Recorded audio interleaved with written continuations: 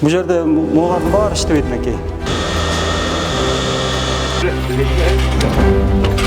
Өзгөчө Кырдаалдар министрлигинин өрттү көзөмөлдөө кызматынын инспекторлору дагы бир жолу жарандар көп учурда байкабай турган чатырлардагы эскирген электр сымдарындагы кооптуу жагдайларды көрсөттү. Ошол автоматталар астына жанып бериш керек. Набор кандай жанып турат, ошол туруш керек. 50-60 жыл мурун курулган көп эски имараттар бар. Андагы электр сымдары ондогон жылдар бою алмаштырылбастан колдонулуп келет.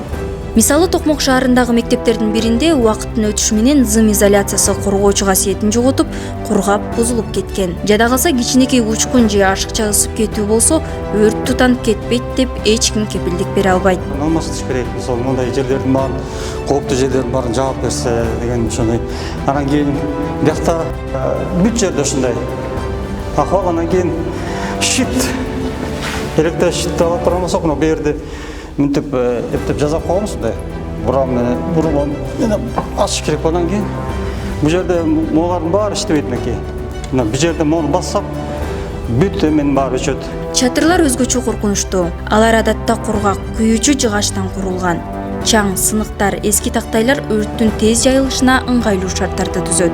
Андан тутанган өрт билинбей бүт имаратты тез каптап кетиши мүмкүн. Токмок, Чүй, Кемин аймагындагы жалпы эле мектептерде эң негизги маселе бул электр чубалгылары, электр арматура. Көп жерлерде эскилиги жеткен, зымдардын кошулган жерлердин баары туура эмес кошулган. Ошол себептен көп жерлерде жанагы замыканиялар пайда болуп, өрт чыгышы ыктымал жерлери көп. Өзгөчө Кырдаалдар министрлигинин статистикасына ылайык, турак жайларда чыккан өрттүн олуттуу бөлүгү электр сымдарынын бузулушунан келип чыгууда. Көпчүлүк учурларда жабдууларды өз убагында текшерүү жана алмаштыруу менен чыгымдарды, жоготууларды болтурбай сактап калууга мүмкүн экенин эске алышпайт. Ар бир жерде чатырдын ичинде жыгачтар менен чатырлар курулган да. Ошол жерлерде эми электр сымдардын чогуу ушул жыгачка такап алып кете беришет. Изоляциясы одинарный, то есть жука изоляция менен проводдор жылдан жылга тура берип, эскилиги жетет. Анан микротрещиналар пайда болот.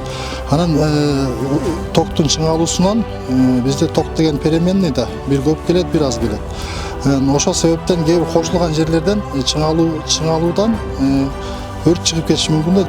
Өзгөчө Кырдаалдар министрлиги электр сымдарынын абалын такай текшерип турууну, өзгөчө жетүүгө кыйын аймактарда электр шаймандарын уруксатсыз туташтырууга, ашыкча күч келтирүүгө жол бербөөнү жана бузулуунун биринчи белгилери байкалганда эле адистерге кайрылууну сунуштайт. Эсиңизде болсун, өрт коопсуздугунун негизги эрежелерин сактаганыңыз өмүрүңүздүн, мүлкүңүздүн жана жакындарыңыздын коопсуздугун чындаганыңыз.